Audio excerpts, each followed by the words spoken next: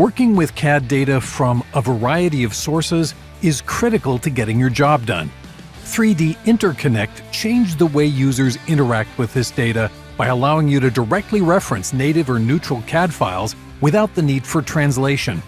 SOLIDWORKS 2020 simplifies the workflow using these native and neutral CAD files by allowing you to now drag and drop them from Windows Explorer into your assemblies like any other SOLIDWORKS component.